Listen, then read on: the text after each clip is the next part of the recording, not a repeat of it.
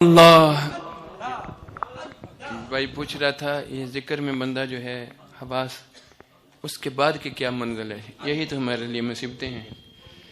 یہ جو ذکر کے حالت میں یہ جو وجد کی حالت میں ہے یہ حواس نہیں کھوئے جاتے. یہ ہوش میں ہے, غیر اختیاری ہے, بے اختیار ہے. اس کی میں نے مثال دی تھی, جس طرح سردی ہو جائے اس کو نظر آتا ہے نا, ہوش ہوتی ہے نا, لیکن وہ کانپ رہا ہوتا ہے, اس کا کہا رک جا, رک سکتا. قرآن یہی بولتا ہے واجلت قلوبہم تقشعر تطہر. تفسیر میں یہ بات آتی ہے کہ وہ اس طرح اس کو کانپا ہو گیا. ثم تلین جلودہم وقلوبہم. یہ اسی طرح ہے جس طرح کسی کو ڈر آئے تو ڈر ہمیشہ رہتا ہے یا وقتی ہوتا ہے. ٹھیک ہے نا, یہ وقتی طور پہ جب کسی ڈر والے کے پاس بیٹھتا ہے, ادھر توبہ کا ذکر آتا ہے, اس کے دل میں توبہ جاتی ہے. ادھر اللہ کا ذکر آتا ہے, اس کے دل میں اللہ کا ذکر. ادھر رب کی محبت ہے, اس کا بھی دل کرتا ہے, وہ محبت چکھتا ہے, اس کا دل کرتا ہے میں وار دوں رب سب چیز رب کے اوپر. جب وہ محبت ذرا اندر تھوڑی سیٹ ہو جاتی ہے تو وہ اس طرح ہے. لیکن یہ ذکر کی اصلی بات اور ہے. ویسے اپنے ہوش حواس, اپنی عقل, اپنے شعور کے ساتھ اپنے رب کو جانتا ہے.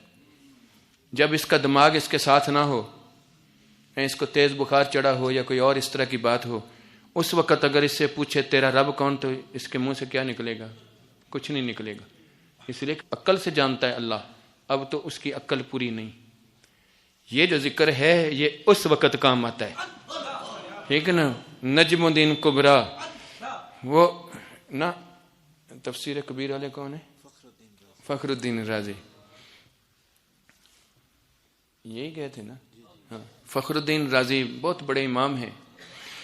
ان کو اتنا توحید کا علم ہے کہ وہ اگر نیمبو کو دیکھتے ہیں تو اس میں سے ایک اللہ وحدہ ثابت کرتے ہیں. ہر چیز کے اندر اس کو اللہ کی وحدانیت عقل سے نظر آتی تھی. تو وہ لیکن اس کے باوجود شاگرد سارے اس کے تفسیر کبیر انہوں نے لکھی, اور بہت بڑی تفسیر ہے, اور اس کے اندر اتنے علوم و معارف ہیں, اسرار و دقائق ہیں جو عام بندے کی سمجھ میں بھی بہت کم آنے والے ہیں. ٹھیک ہے نا. اس لیے وہ بیٹھے تھے تو عام شاگرد ان کے پاس, لیکن وہ ایک بابا ہوتا تھا فقیر, اس کے پاس جا کے بیٹھا کرتے تھے اس طرح محفل میں. نجم الدین کبریٰ ان کا نام تھا تو اللہ علیہ. تو ان سے پوچھا آپ ان کے پاس کیوں جاتے ہیں؟ کہتے ہیں جو کچھ مجھے پتہ لگتا ہے اللہ کے بارے میں, ادھر آتا ہوں تو وہ یقین میں تبدیل ہو جاتا ہے. تو ایک دن وہ بابا جی کہنے لگے تسی اس طرح کرو نا, تسی بھی مرید ہو جو ہے دنیا ساری مرید ہوندی پئی ہے نا, تو تواڈے اندر بھی ہے یاد آ جائے.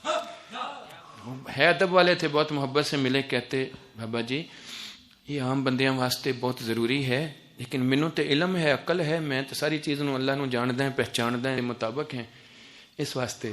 بابا ہس پیا. بابے نے کہا جدوں تیرا دماغ کام نہیں کرے گا خدا نخواستہ, اس ویلے جے تیرے تے نزع آ گئی یا شیطان آ گیا تو ادوں تو کی کرے گا؟ گل تے سمجھ نہیں لگی انہوں نے. خیر وہ ہاتھ شت چم کے تو چلے گئے واپس. خدا دی قدرت دیکھو, بیمار ہو گئے. جب بیمار ہوئے ہیں تو عقل تھوڑی ذرا اس طرح ہو گئی. اس غنودگی کی حالت میں شیطان نے تھا میں نے ہر ایک کو ایمان چرانا ہے. وہ اس وقت حملہ آور ہوا, لیکن اسی اسلوب میں ہوا جس اسلوب میں اس کو پتہ بھی نہ چلے اور اس سے میں چیز چرا لوں. چور ڈاکو اسی طرح کرتے ہیں نا. تو شیطان نے تو اس کا کام ہے یہ, اللہ سے اس نے طاقت بھی حاصل کی ہوئی ہے. شیطان سامنے آتا ہے بندوں کی شکل میں, بہت سارے مذاکرہ ہے, ادھر لوگ بیٹھے ہیں, طالب علم ہیں, بڑی بڑی کتابیں ہیں, لوگ مذاکرہ کر رہے ہیں کہ پیدا کرنے میں اور تخلیق کرنے میں, یہ جو خلق میں اور ایجاد میں کتنا فرق ہے.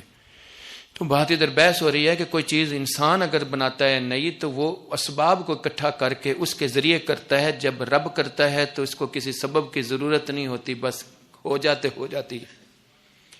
بہت جناب اس طرح اس کے اوپر بحث ہو رہی ہے. یہ بھی بڑا ہاں ہاں کر رہے ہیں وہاں, بڑی اچھی بات ہے. اسی طرح کرتے کرتے ایک دلیل آئی کہ مریم کو بھی اللہ نے یہ تھوڑی سی صفت اپنی جو ہے یہ خلقت والی دی تھی. تو رب ہے, مالک ہے, جو دے دے. اس نے اپنی اتنی سی صفت اس کو بھی دے دی. ٹھیک ہے نا. اس نے بغیر سبب کے بیٹا جن دیا.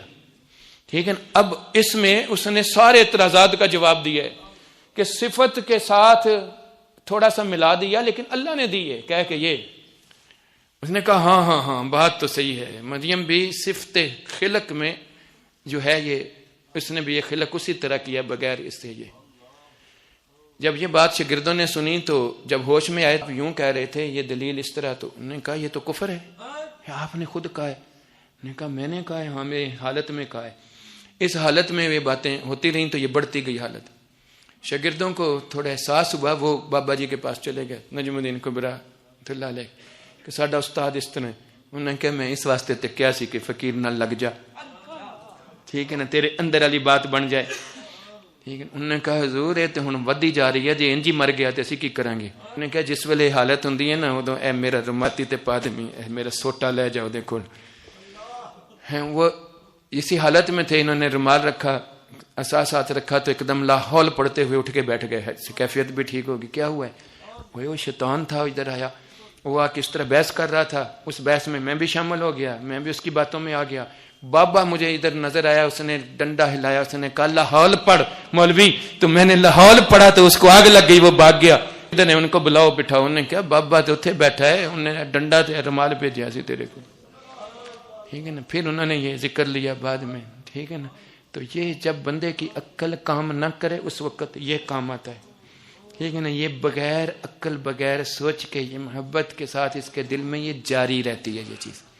اس لیے قلب کا جاری ہونا اللہ کے نام سے یہ تھوڑی دولت نہیں، یہ بہت بڑی دولت ہے، اور یہ ہر ایک کو نصیب نہیں ہوتی۔ یہ حضور سے صدقے سے یہ خیرات ہے جو ہر سلسلے میں، کیوں سلطان العارفین نے کالا فلا چمبے دی بوٹی کل بھی روحی سری خفی نفسی کال بھی سارے ذکر کرندے ہو۔ ہن نانوں تو کہندا میں قادری ہوں تو کتھے اندر سبق؟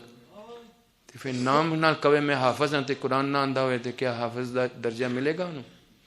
ٹھیک ہے نا۔ اسی طرح حضور نے فرمایا غوث پاک نے کہ نسبت ادوں کام آندی ہے جدوں تاثیر ہوئے، اگر اثر نہ ہوئے تو پھر رسم ہے جو نبھائی۔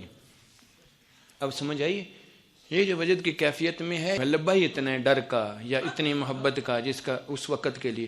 میں مثال دیتا ہوں، ابھی ایک دم گھر میں خبر آئے اوے تمہارا باپ خدا نخواستہ ادھر ایکسیڈنٹ ہو گیا، مر گیا، 2-3 بچے ہیں۔ بچے کی ایک کی حالت اس طرح ہوتی ہے کہ اس کا ناک بھی بہتا ہے، روتا بھی ہے، وہ ٹکریں مارتا ہے، اس حالت میں اس کو پکڑو وہ پکڑا جاتا ہے۔ ہوش میں ہوتا ہے کہ نہیں ہوتا؟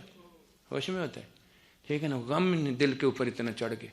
دوسرا بھی بچہ ہے، وہ چپ لگ گئی، آنکھیں سرخ ہو گئی، آئے سکتا ہے، اس کے بھی غم اس طرح۔ تیسرا ہے اس کو رونا بھی آتا ہے، وہ دوسروں کو سنبھالتا بھی ہے، وہ ساری چیز بھی ہے۔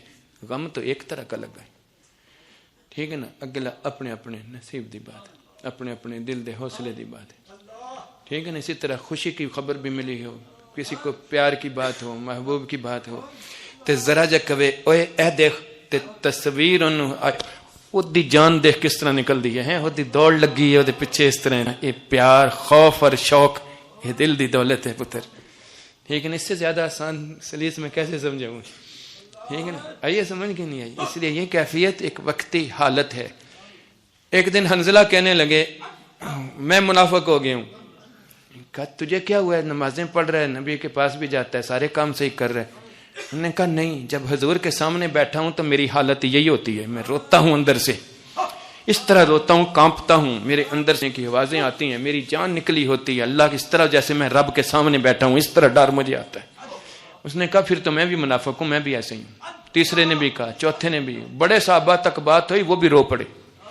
آئے حضور کے سامنے، حضور آپ کے سامنے بیٹھتے ہیں تو خشیہ الہی سے ہماری یہ کیفیت ہوتی ہے، پسینے نکلے ہوتے ہیں ہمارے پسینے نکلے ہوتے ہیں، ہماری آنکھیں برستی ہیں، ہمارے دل کانپتے ہیں، آوازیں ہماری خشک ہوتی ہیں، گلے خشک ہوتے ہیں، گلے ہوتے ہیں، ہمیں کچھ نہیں سوجھتا اس وقت ہیں۔ سب کے اوپر یہ حالت حضور کے سامنے، سب کے اوپر یہ اس حالت کی یہ پڑی ہوتی تھی۔ یہ جو کسی کے اوپر اس طرح ہو جاتی ہے یہ بھی اسی طرح ہوتی تھی۔ بخاری کی شرح ہے، سنا رہا ہوں، جعفر رضی اللہ تعالیٰ عنہ اسی حالت میں دیکھ رہے تھے تو حضور نے اتنی بات کہہ دی، میرے سے ملتے جلتے ہو، وہ صرف پھڑک کے بھاگ گئے، ادھر گر گئے، ادھر گر گئے، ادھر۔ یہ کیفیت۔ ابی بن کعب، مسلم شریف، وہ دل پکڑنا چاہتے تھے تو کمدے سے دل ہاتھ چ نہیں آندا ہے، تو پھر اس حالت کو حضور نے فرمایا یہ رکتر وجد کی گڑیاں، گناہ یوں ڈلتے ہیں جیسے خشک موسم میں درخت سے پتے جھڑتے ہیں۔ آئے حضور صلی اللہ علیہ وسلم کے پاس سارے صحابہ کہ ہماری آپ کے سامنے یہ حالت ہے، ادھر جاتے ہیں تو ہماری حالت ایسے ہو جاتی ہے۔ حضور مسکرا پڑے، آپ نے فرمایا تم یہ بتاؤ جب دکانوں پہ بیٹھتے ہو، جب بیوی بچوں کے پاس ہوتے ہو، تمہارے دلوں میں اللہ کا ڈر رہتا ہے، یاد رہتا ہے، بے ایمانی تو نہیں کرتے، کوئی نہیں کرتے؟ نہیں جی، وہ تو یاد رہتا ہے۔